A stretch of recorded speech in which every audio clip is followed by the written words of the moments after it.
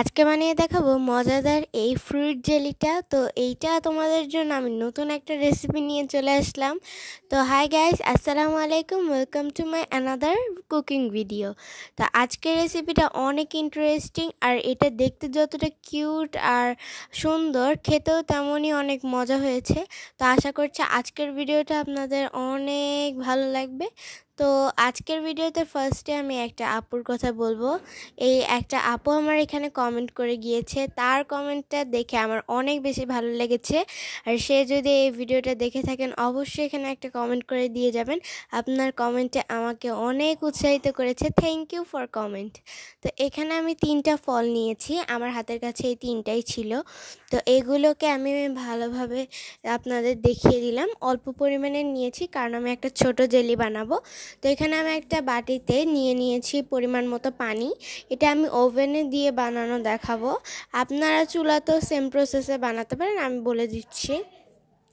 তো তারপর দিয়ে দিচ্ছি এখানে পরিমাণ মতো চিনি আর একটু ভ্যানিলা এসেন্স, কারণ হচ্ছে জেলিটা এমনি খেতে ভালো লাগবে। তাহলে তো আপনারা চাইলে একটা প্যানে পানি এটা দিয়ে ভালোভাবে জাল করে নেবেন। তো এইটাকে আমি এখন ওভেনে দিয়ে দিব। আমি 20 সেকেন্ডের মতো দিয়ে দিয়েছিলাম এইটা। তো এইটাকে আমি 20 সেকেন্ডের মতো দিয়ে দিচ্ছি। তো এখানে এটা হতে থাক। তারপর আমি এখানে চলে এসেছি ফলগুলো কাটতে। তো আমি এখানে তরমুজ, আপেল আর কমলা নিয়েছি। তো এখানে আমার ফলগুলো কাটা ডান। আমি এক এক টাইপের পিস করেছি যাতে দেখতে অনেকটা ভালো দেখা যায়। তো এইটা কিছু কিছু এরকম পাতলা করে রেখেছি যাতে সুন্দর লাগে। তো আপনারা আপনাদের মনের মতো করে নিতে পারেন। তো এখানে অলরেডি আমার এইটা গরম হয়ে গেছে। তো এখন আমি এখানে অ্যাড করব আগার আগার পাউডার। আপনাদের এইটা ইউজ করতে হবে, না হলে কিন্তু জেলি হবে না। আমি দেখিয়ে দিলাম, আমি হাইকোর আগার আগার পাউডারটি ইউজ করেছি। তো আমি এখানে 1 চামচ দেওয়া দেখিয়েছি, কিন্তু পরে আমি আরেকটু অ্যাড করেছি। তো আপনারা আপনাদের পরিমাণ মতো ইউজ করবেন, আপনাদের কতখানি বানাবেন সেইটার উপর নির্ভর করে। তো আগার আগার পাউডার দেওয়ার পর আমি আবার 20 সেকেন্ডের মতো দিয়ে দিয়েছিলাম। তো আজকে আপনাদের অনেকেই আমার অনেক ভিডিওতে কমেন্ট করেন, বাট সবারটা না হয়নি। একটা আপুর কমেন্টে আমার অনেক বেশি ভালো লেগেছে, তাই আপুরটা নিয়েছি। তো আপনারা যেভাবে আমাকে ভালোবাসছেন অবশ্যই সেভাবেই আমাকে আরও বেশি ভালোবাসা দিতে থাকে, আর আমি আপনাদের জন্য অনেক কিছু করতে পারবো। তো আমার এখানে আমার ফলগুলো আমি এখন ডেকোরেট করে রেখে দিব যেই বাটিতে আমি বানাবো। তো এই বাটিতে ধীরে ধীরে আমি ফলগুলো এখানে ডেকোরেট করে নিচ্ছি। তো আপনারা যারা যারা এখনও আমার চ্যানেলটাকে সাবস্ক্রাইব করেনি প্লিজ আমাকে সাবস্ক্রাইব করে দেন। তো এখন আমি হচ্ছে আগে থেকে অ্যাড করে রাখা সেই জেলির একটা মিশ্রণটা দিয়ে দিচ্ছি এটি ফলের ভিতরে। আর আগে থেকেই বলে রাখি, এইটা যেহেতু ফ্রুটসের তাই হচ্ছে সেরকম একটা শক্ত হয় না, মানে হাত দিয়ে ধরে খেতে একটু অসুবিধা হয়, ভেঙে যেতে পারে, এইরকম টাইপের হয় অনেকগুলো ফ্রুটস দেওয়ার পর।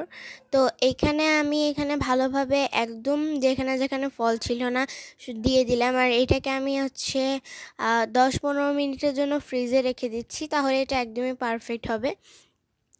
তো এখানে আমি রেখে দিয়েছি ফ্রিজে। 10-15 মিনিটের পর আপনাদের সাথে দেখা হচ্ছে।